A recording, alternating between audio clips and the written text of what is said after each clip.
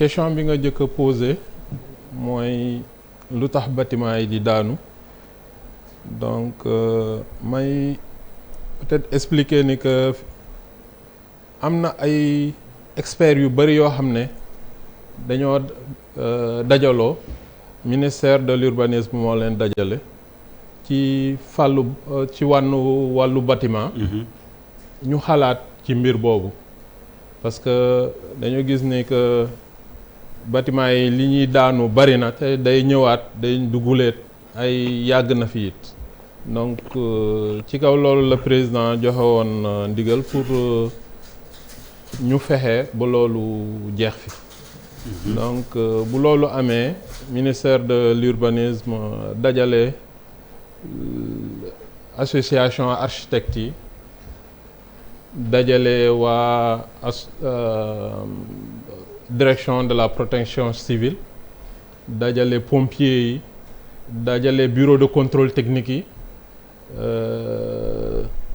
ñëpp ñoo xam ne vraiment seen xam-xam màcc na ci wàllu tabax ñooñu def nañ seen étude ba génne seen conclusion incha allah le 18 gi danañ ko présenter te danañ ci invité it presse beeg maire yeeg ñëpp ñoo xam ne danañ soxla liggéey boobu li may njëkk a wax mooy premier fait boo xam ne mooy tax bâtiment yi di daanu malheureusement mooy bâtiment ñi ko xam lañ ko joxul pour ñu tabax xam nga boo feebaree da ngay dem ci médecin boo buggee voyager it peut-être da ngay dem ay professionnels yoo xam ne ci wàllu voyage lañ liggéey profession bu nekk boo ko jéggee jox ko keneen koo xam ne loolu du profession am liggéey bu mu ciy def liggéey boobu du baax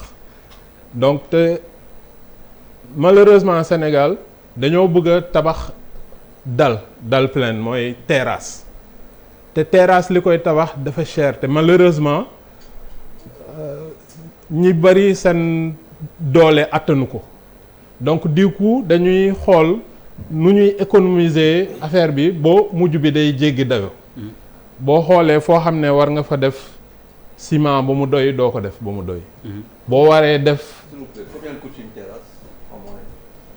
ça dépend de la superficie de 150 mètres carrés vous faites voilà pour 150 mètres carrés par exemple 150 mètres carrés ci bâtiment bu correct R+1 wala R+4 ci bâtiment bon par surface rek terrasse rek boo di xoolee par surface rek ça dépend ci niveau yi mais boo xoolee bâtiment boo xam ne niveau standard bu tane boo xam ne vraiment baax na mètre carré bi boo xam ne quand même standing bu xaw a kawe tuuti dana dem 200 000 francs le mètre carré loolu c'est reconnu bon jusqu'à 120 000 150 000 francs à peu près boo góorgóorloo boo xamee cible yi nga war a assurer di nga ci mën a def loo xam ne tane na mais malheureusement budget boobu ñëpp amuñu ko du coup da ngay gis koo xam ne day tabax benn partie fondation bi après tabax mur yi taxaw boo amaat tuuti suuf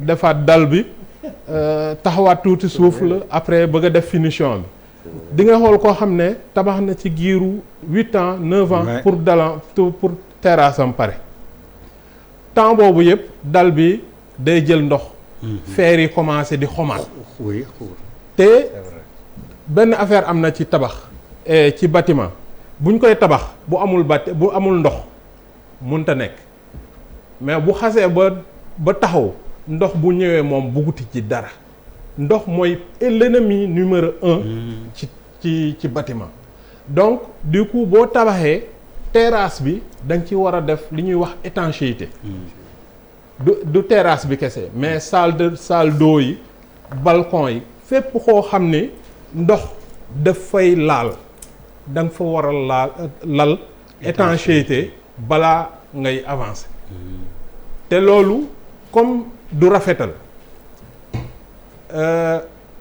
buñ ko defee ba pare day nëbbu koo xam ne sa xam-xam màccul ci wàllu bâtiment yow loolu da nga koy négliger da ngay foog ni loolu amul solo alors que loolu moo gën a important ci bâtiment bâtiment premier ennemi wu bâtiment mooy humidité mooy ndox donc kon li ñuy gis nii ci écran bi baaxul ngay tabax bâtiment sur ay 5 ans 6 ans muy mel nii. loolu baaxul. pendant 5 ans nga fay romb bâtiment bi di avancer.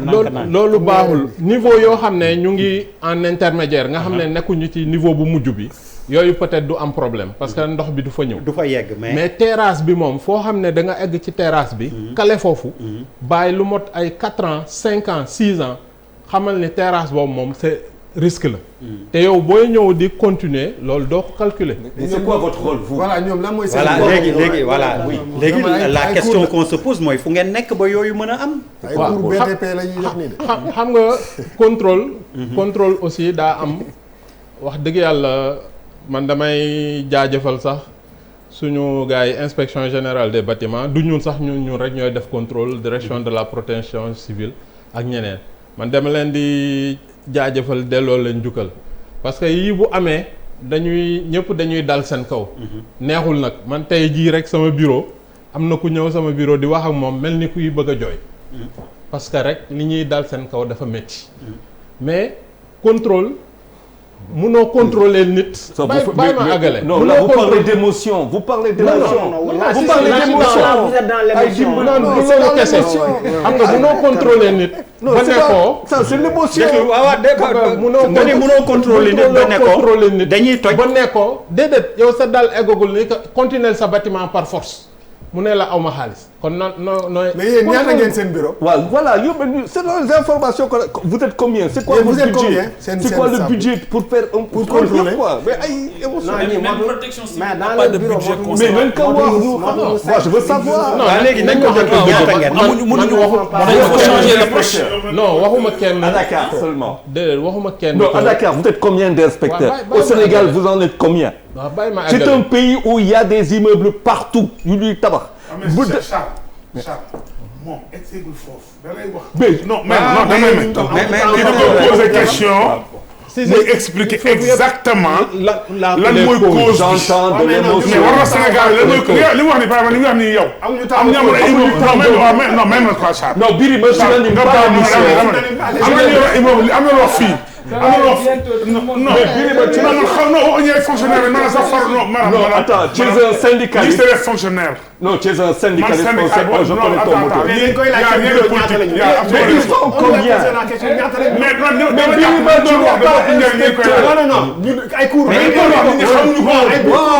mais il peut repartir mais c'est important li mu wax il peut reporter. yéen ni ngeen di gën a leen. bëggoon naa rek li mu doon wax c'est très d'accord logique lay doon. man xaw ma ko woon. d'accord bi ma commencé maa ngi leen di wax. loo xam ne mooy l'ennemi numéro 1 d'abord du bâtiment léegi tout de suite aussi may expliquer aussi étape ci construction. booy construire dafa am ay étapes yoo xam ne da nga koy jaar. man je pense que. l'objectif c'est pas seulement waaw l'objectif fi ngay dem non pardon rek cours yi ngay jox gars yi ñun intéressé ñu intéressé mooy yéen lan mooy seen liggéey ak lan de manière basique on va revenir aux explications mais may ma rek li la Charles wax dëgg la mais yéen déjà ñaata ngeen pour contrôler non nañ déglu ñaata ngeen pour contrôler balaa may egg pardon rek bàyyi leen ma àggale sama kii bàyyi leen ma àggale bàyyi leen ma àggale rek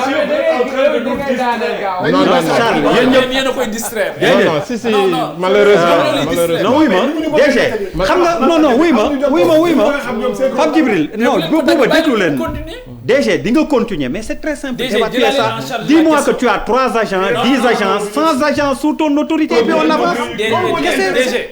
Par exemple ñaata nga am sous ton autorité. Bon je vais répondre à votre question mais c'est pas le plus important. Donc mais si vous me dites attention exactement si vous ne non moom c'est sûr que Charles c'est sûr directeur tout le monde le non sait. waxuma ndax des na Voilà j'ai 10 agents on a 15 agents et puis on va avancer. L'inspection générale des bâtiments c'est 13 éléments. 13 éléments pour tout le Sénégal. Bon mais la majorité quand même de nos interventions ci biir Dakar la. mais vous êtes 13. waaw on est 13 waaw non non mais majorité intervention yi c'est Dakar. C'est très bien mais bàyyi bu continuer Charles ngir yàlla. non je veux aussi il faut pas aussi il y a pas que l'inspection du inspection générale rek ay contrôler. il faut pas penser que. d'accord il y a les services régionaux de l'urbanisme. D'accord. Il y a la direction de la protection civile. Si. Il y a les services techniques des mairies. Donc du direction du c'est pas seulement. monsieur Dagnoko. bul ñu wax aussi loo xamante ni dafay mel ni luy régler problème bi. te yow xam nga c'est-à-dire que tey jii amul benn mairie booy dem Sénégal da ngay génn ci biir Dakar nga gis immeuble bu ñuy tabax ba mu weng nii ñu koy bàyyi noonu ba mu daanu man gis naa ko c'est-à-dire que aujourd'hui dans ces mairies là